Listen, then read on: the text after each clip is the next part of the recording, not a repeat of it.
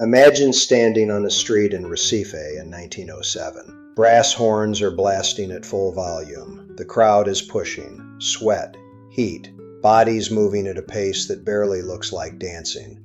It looks more like a fight breaking out in slow motion. And then you notice the umbrellas. Dozens of small, colorful umbrellas, spinning and twirling in the hands of the dancers. They look festive. They look innocent. They were anything but. This is Frevo, and if you've never heard of it, you're about to understand why it might be the most rebellious music Brazil ever invented. Born 70 years before the Sex Pistols played a single chord. Welcome to Brazilian Music Explained. Brazil has one of the deepest and most underestimated music cultures on earth. From bossa nova jazz fusions to genres that shaped rhythm and blues and hip-hop before anyone in New York knew where Recife was. I've been digging into these stories for years, and Frevo is one that genuinely stopped me in my tracks. If this channel is new to you, hit subscribe, because every single week I'm going to take you deeper into a world you didn't know existed. Let's go back to the beginning. Recife, early 20th century. Brazil is 20 years past the abolition of slavery, and the wounds are raw.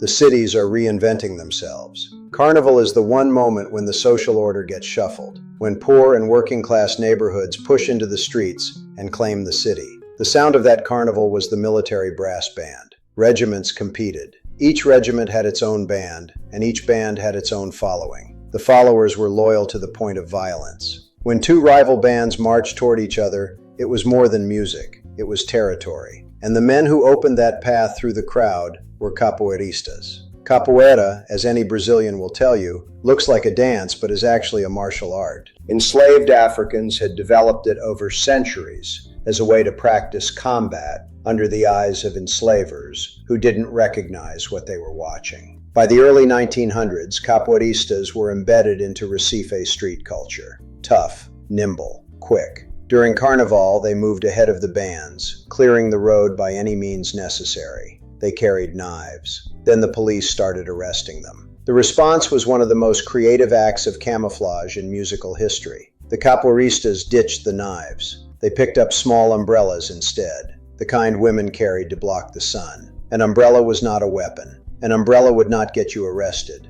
An umbrella could spin, could block, could strike if needed. But it looked perfectly harmless in the middle of a carnival crowd. And the movement stayed developed with knives and with capoeira, the low sweeps, sudden drops to the knees, the acrobatic twists, the scissor kicks. Those movements became the passo, the frevo step.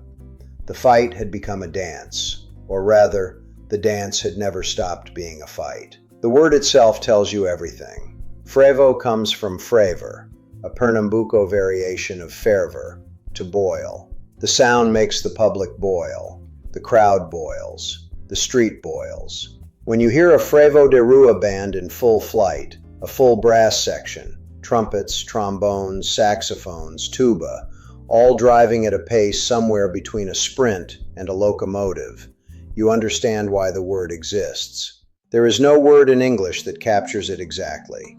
Frenzy is close. Eruption is close, but neither is quite right. The first written record of the word Frevo appeared in a Recife newspaper, O Pequeno, on February 9, 1907. That date is now Brazil's Dia Nacional do Frevo, the National Day of Frevo. Over the following decades, Frevo developed into three distinct forms. Frevo de Rua is the most famous. All brass, no vocals, impossibly fast. Frevo Canção slows down enough to allow lyrics, and composers like Capiba created some of the most beloved popular songs in Brazil's history within this form.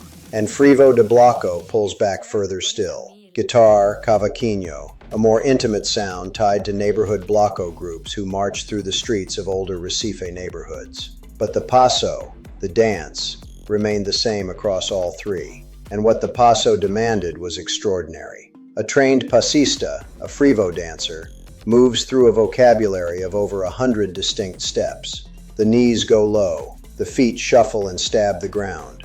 The arms move with the umbrella in controlled arcs that echo what those original capoeiristas were doing to survive. You watch a great passista and you're watching a form of kinetic memory. Centuries of struggle encoded into footwork.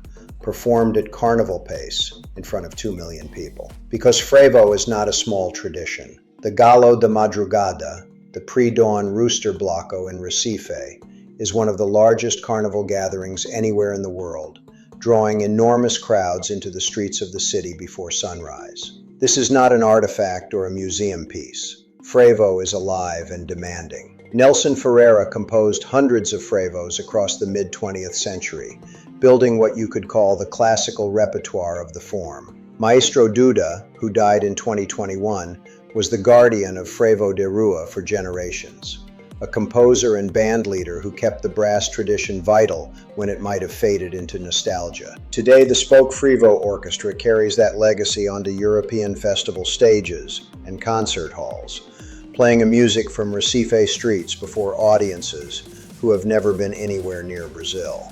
And then, in 2012, UNESCO inscribed Frevo on its representative list of intangible cultural heritage of humanity. The full title of that inscription is Frevo, Performing Arts of the Carnival of Recife.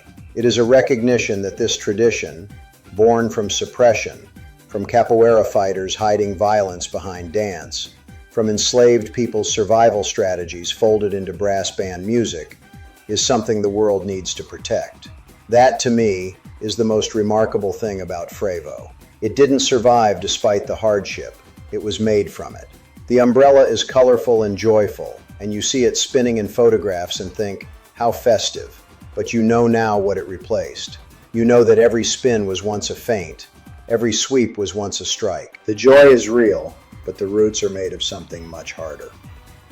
70 years before punk, on a cobblestone street in Recife, the outlaws were already dancing.